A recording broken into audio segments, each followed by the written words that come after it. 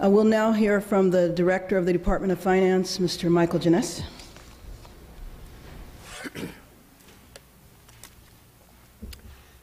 Thank you. Thank you for having me here. I'd like to introduce the person that's with me, Ana Mata Santos, who many of you know. If you sit on budget committees, you definitely know who Ana is. She's the Chief Deputy Director of our department. Let me begin by expressing the Governor's gratitude and my own to all of you for holding this joint session. I think we all know that the first step towards solving any problem is to recognize that you have a problem, and I think today you're doing that in an historic fashion. Of course, the next step to solving a problem, or to recognizing the problem, is to understand its magnitude and its urgency.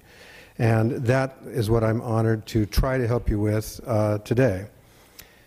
Members, the problem is severe. The need for a solution is urgent. As the Speaker said, and as Mr. Taylor just said, we have to act now. Our financial situation is too dire to wait.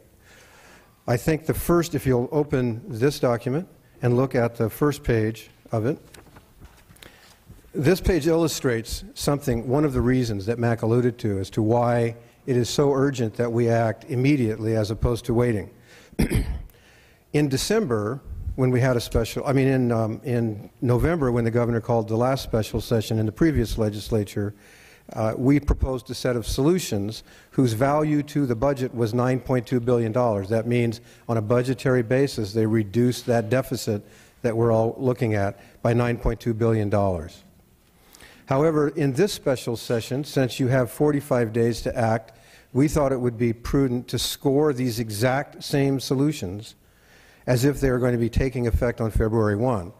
I would remind you that just because the law goes into effect on February 1 doesn't necessarily mean that each and every change goes into effect. Many things require notice and time to implement. But that delay of a few months, 2 months, reduces the value of those savings or those solutions by $2 billion from 9.2 down to 7.2.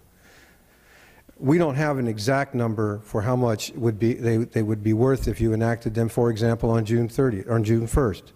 But it would be something like $3 billion. You might wonder, how could you get any at all, given the passage of time?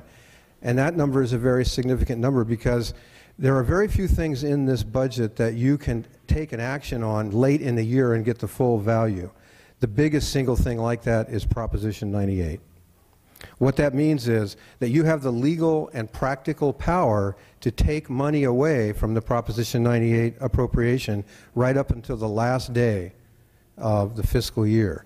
Most everything else has to be enacted and then begin to have its effect. Tax increases, other programmatic reductions, reductions in the workforce, all of those things take a while to materialize.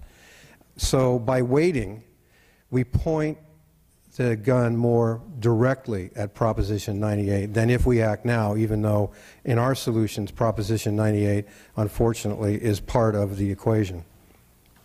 If you'll turn to the next page, quick action now is the key to making next year's budget problems manageable. Now, we often hear that the best thing to do is to wait until the May revision when the full size and magnitude and details of the problem are understood and the hearings have occurred and there is time to thoughtfully prepare a budget by June 15th. And in a normal year, that does make a great deal of sense. This is not a normal year. Now, I don't have, and I should make it clear, that these numbers shown on this page, these are numbers that are from our Department of Finance revenue update in November. They will get worse. I can tell you with certainty they will get substantially worse. Mac Taylor has already shown you numbers that are slightly worse than this. It would be wonderful if we thought that Mac's numbers are as bad as it gets, but I don't believe that even his numbers are as bad as we're going to see in January when we release the Governor's budget. But for now, this is the numbers that we have. And what these numbers show is that if you adopt the Governor's proposal, or the equivalent dollar value of the Governor's proposal, and all of them, by February 1st, you will have a budget deficit at the end of this year of $2.3 billion. That's a lot, but it could be manageable. And as Max said, there is no constitutional requirement to end the year in balance. And you would have facing you a $3.6 billion budget problem for next year, which by recent standards would be a walk in the park. However, if you do not adopt anything and simply wait for the normal course of the budget enactment, you will end this year by these numbers, and I remind you, they will get worse when we do our January 10 estimates. You would end this year $9.5 billion in deficit, and you would have to pass a budget next year that had $25.2 billion of spending cuts or revenue increases all next year. Clearly, acting now would be a good idea, and it would help our spring to be a lot more manageable. On the next page, this chart shows that quick action now will make our cash situation manageable. Now, I need to caveat this by saying a couple of things. First, cash numbers are always subject to quite a bit of variation. This last summer, we had a month where the cash turned out to be $2 billion higher than we thought. Now, once we reconciled and discovered there were some payments made just a few days late and some revenues received a few days early, we were pretty much right back where we thought we were. But month-to-month cash can go up and down quite a bit. So these are our best estimates. The other caveat is that these are based on our revenue forecast update from November. And as I said, and I will say several more times, it will get worse than this. But if it was only this bad, and you adopted everything that we proposed, you can see that we could make it through this year and make it through the month of July with a cash balance. Now, the Department of Finance and the Controller like to have a cash cushion of $2.5 billion. And by the way, when I say cash, that's not general fund cash. Under all of these numbers, the general fund cash will be gone. This is all the cash that we have at our disposal, including borrowable resources from other funds that we have control over. So we would have enough money to pay the bills. We would owe money, but we would have enough money to pay the bills. We get pretty uncomfortable if you look at March at $1.8 billion. That could turn out to be zero or less pretty easily, just the way cash works. But at least we have positive numbers here, and I would say if you act immediately, the situation on a cash basis is manageable unless it gets worse, and as you know it will. As I've said, it will. But far better than the next page. If you look at this, failure to act now would create a financial disaster. First, in the month of February, you would have only $300 million of total resources available after paying all the bills. That's not enough to be confident that you actually will pay all the bills, because that number could be up or down a couple of $billion. But February looks pretty good compared to March. In March, we will have to tell $2.4 billion worth of folks out there that they're not getting paid. This is the job of the Controller, and I think he would very much appreciate it if we could avoid this situation. We will be with these numbers kind of like that old joke about they put the frog in the water and you gradually raise it up, and he doesn't know he's dead until he's gone to heaven because he's getting used to the warmer and warmer water. That's what this would be like for a while this year. We've seen months. We saw one in June, we saw one, in July and August and part of September, in which we did let people go have to wait for their money because we didn't have a budget. And we've done more than 2.4, 1.0 or 1.5 of these numbers. So I guess we could make it through like this. It would be an embarrassment, frankly, to the state, to all of us, to do so, but we could probably struggle through somehow. But look what happens in July. By July, we will have no borrowable resources left at our disposal. If we do not have a budget, and the Controller will talk and the Treasurer will talk more about this later, if we do not have a budget, we can't possibly borrow from exterior sources. They won't loan us money without a budget plan that pencils out. So we'll have no money to borrow of our own. We'll have no money from external sources to borrow. And in that month, our bills will be $7.6 billion greater than our revenue in that month. So you can only imagine. In fact, I've got as an illustration who might not get paid in that month of July. And this is just the payments from last July, or I should say the payments that would have been made last July if we had had a budget on time. But these are the categories of expenditures that are in jeopardy in that last month. None of this is pleasant, but you can see again, delaying action points the gun very directly at schools. there's a lot about how we will manage that situation if it should come to pass, or even if you do all these actions, and we're still going to have to manage through cash. It's still going to be a tough spring, and it might get a lot tougher, as I said. But I'm not going to go into those details because I think that's what the controller will be talking to you about. Thank you. Thank you, Mr. Jeunesse, and we will hear from the State Controller now. John Chung. Good afternoon. Let me take a moment to introduce my Chief Counsel, Rick Shavaro. Mr. Pro Tem, Madam Speaker, and distinguished members of the legislature, let me first commend you for convening this joint session to address the dire financial circumstance that threatens the current and future solvency of our state. Make no mistake, a delay in action would be catastrophic. As unpalatable as tax increases or further program cuts may appear, neither is as toxic to the state's fiscal health as doing nothing. Failure to act threatens our ability to respond to natural disasters, our ability to provide life-preserving care to the elderly and the ill, and our ability to protect our communities from crime. If we are to avert sure disaster, together we must set aside blame, proceed with speed, pursue practical solutions, and most importantly, summon the political courage to make the decisions necessary to protect the services that Californians depend on every day.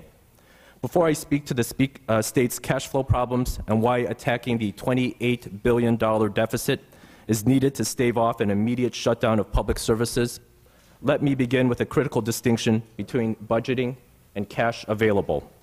As you know, the budget refers to a financial plan based on estimated revenues and disbursements for a fiscal year. This plan and its projections are a primary responsibility of the Department of Finance. Cash, on the other hand, refers to what is actually in the state treasury on a day-to-day and month-to-month basis. Monitoring the amount of cash available to meet the state's financial obligation is the core responsibility of my office. Part of that responsibility is to address the monthly cash gaps we see throughout the year when revenue collections are lower than payments. Page 1 of your handout illustrates those gaps, which are both routine and expected. Most of the state's expenses come during the first part of the year, while much of its revenues are collected in the final quarter. Please look at the April month. To smooth those gaps, we use a combination of internal and external borrowing, and also to work to maintain at least a $2.5 billion cash cushion, minimum $2.5 billion cash cushion. We borrow internally from 600 of the state's 1,100 special funds to minimize the costs associated with external borrowing. The total amount available from this type of borrowing is approximately $18 billion. Now, as of November 30th, there were only $4 billion remaining or unused. And by March, as has been discussed by the previous speakers, there will be nothing left to borrow from these funds. We borrow from several large funds that support public goals like oil spill prevention, beverage container recycling, and air pollution control. But state law prohibits us from borrowing from 500 other funds, including CalPERS and CalSTRS and other protected accounts such as the Local Agency Investment Fund. Internal borrowing is short-term, just like external borrowing, and it must be repaid in a manner that will not interfere with the operation of those special funds. When internal borrowing cannot suffice, we can also look to Wall Street in a normal market to smooth out cash flow. Short-term external borrowing is achieved through a revenue anticipation note. Many of you know them as RANs, which must be repaid by the end of the fiscal year. RANs are used to bridge the cash gaps between what comes in and what goes out. In the past 25 years, the RANs have been issued every year but one, 2000. The Treasurer's Office has issued RANs ranging from $1 billion in 1999 to $12.5 billion in 2002. My office determines the amount of the RANs needed, and the Treasurer's Office then sells them. This is made possible when budgets are balanced and the markets are functioning. But we know that this year it is very, very different.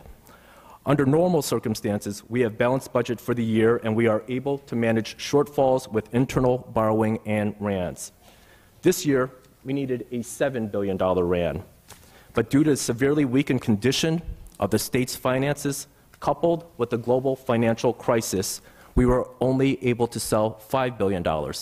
Clearly, that has left us with a $2 billion cash gap. Now, compounding our problems, the global financial crisis has continued to erode revenues.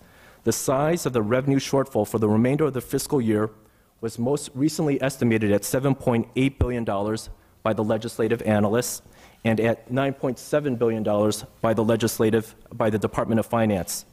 My office's economists think even $9.7 billion may be an understatement too. My office tested the latest cash flows associated with this $9.7 billion deterioration, and what we found was a clear threat to the state's ability to pay all of its bills starting this spring. By February, we will only have $882 million cash on hand. By March, we will have exhausted all our general and borrowable funds and run more than $1.9 billion in the red. If revenues continue to deteriorate, this number will only grow, and it has. My office is about to issue a report showing November revenues were down even further than expected. In the past 4 weeks that we have argued about the budget, our problem grew by as much as $500 million above and beyond the $9.7 billion loss projected a few weeks ago. The responsible course of action is to solve the $28 billion problem for the combined current and budget years. Solid budget solutions have a cascading effect. If we address the budget shortfalls now, we tackle much of next year's problems as well. Left unaddressed, current year shortfalls compound in the following year. It would also be a mistake to think our problem is only the $1.9 billion cash crunch in March. Addressing this spring's cash problem alone would be like burning the furniture to heat the house. And while March poses a real challenge, here are 4 reasons why this summer looks much worse. First, July and August are usually low in revenue and high in expenditures. For example, in July 2007, we collected $4.1 billion and spent $10.3 billion. This is a $6 billion gap and is typical of the gap that we see as a fiscal year opens. Second, there will be no cash balance or borrowable funds to carry over to the fiscal year. We will begin the fiscal year with our cupboards bare. Third, special fund revenues could follow general fund revenues and turn downward with this economy. The more special fund revenues deteriorate, the smaller our pool of borrowable funds becomes. And finally, state law requires that borrowing from internal funds cannot interfere with the operations of those funds. If the special funds need cash and the general fund cannot provide that cash, there will be a liquidity crisis in the pooled money investment account that could significantly impact the special funds from which we borrow. These 4 facts are red flags that demand immediate legislative action. The problems we face are real, and the only true solution is to address the $28 billion budget problem. Without a budget solution, my office has few choices to deal with the immediate cash crisis. None of these options are in our state's best interest, nor do they offer any guarantees. But I will go through them individually for you today while explaining the pitfalls and complexities that each presents. Cash management. The first is to try to cash manage the problem. I have directed my staff to determine the exact date we will run out of cash, how many days we will be in the red, what payments are due, what payments have statutory due dates, which payments can be moved, and what the penalties and interests are for moving those payments. This fact-finding will determine if there is flexibility in the payment schedule to buy us a few days for a limited amount of dollars. This is nothing more than a Band-Aid. The crisis we face this spring and summer is of such magnitude and duration that it cannot be adequately addressed by this type of triage. The next option is a revenue anticipation warrant, or a RAW, which is another form of external borrowing. But unlike Iran, it can cross fiscal years. It does not require a budget. It has only been used in fiscal emergencies, and it is extremely, extremely expensive. My office this summer ventured to put together a RAW as a financial backstop. We were able to line up $5 billion, but the financing would have cost taxpayers more than $500 million. This came when we saw only symptoms of a credit crunch. Today, we have a worldwide credit and liquidity pandemic. Now my financial team includes some of the most experienced advisors in California who have put together nearly every RAW in the state's history, but even they warn that market access is terribly difficult and we may not be able to find lenders willing to take that leap of faith. The bottom line, selling RAWs may well be impractical, if not impossible. The last option is issuing registered warrants, or as many of us know them as IOUs. They bear interest and are issued to replace regular warrants when there is not enough cash available to pay the state's obligations. IOUs are rarely used. Only once since the Great Depression has California used them. There is no reason to believe an IOU is a viable option. It sends the wrong message to our creditors by showing that we cannot pay our bills, and their use is limited. Litigation already bars IOUs for most state payments. I have directed my legal staff to review what IOUs can and cannot pay, but we already know they cannot be used to pay salaries of employees covered by the Fair Labor Standards Act, nor can they go towards schools, debt service, or federal payments like Medi-Cal. There is no prohibition against using these for vendor payments, income tax refunds, the salaries of judges, elected officials, and their appointees. But there is a huge catch to issuing IOUs if one is used. All revenues received afterwards must go back and pay the IOU before any other standard payments can be made. State law already determines the priority for many payments, and it is shown on page 2 of your handout. But the IOU repayment can jeopardize that order by putting non-priority payments ahead of priority payments. This could put the state in serious legal and financial trouble and frustrate our ability to manage cash. Failure is not an option here. Without coming together to address our budget problem, we will create a financial catastrophe from which it will take years to recover. Failing to enact a responsible long-term solution to this financial crisis could mean liquidated damages, federal penalties, and exposing our state to expensive litigation when it can least afford to do so. You will see a chain reaction far worse than new taxes or program cuts. It would endanger local governments, schools, small businesses, nursing homes, and hospitals. We must pass our financial problems on to millions of Californians by deepening and prolonging the current recession. We cannot waste time arguing about how we got here today. We only have the time to quickly come together and pursue solutions and make the tough decisions that will protect our future. Our economy looks forward to the public works project made possible by voters' tremendous investment at the 2006 ballot, but those projects are also threatened by our budget problems. Speaking on that front now is my colleague, Treasurer Bill Lockyer. Thank you, Comptroller Chung. Our final speaker will be from the State Treasury.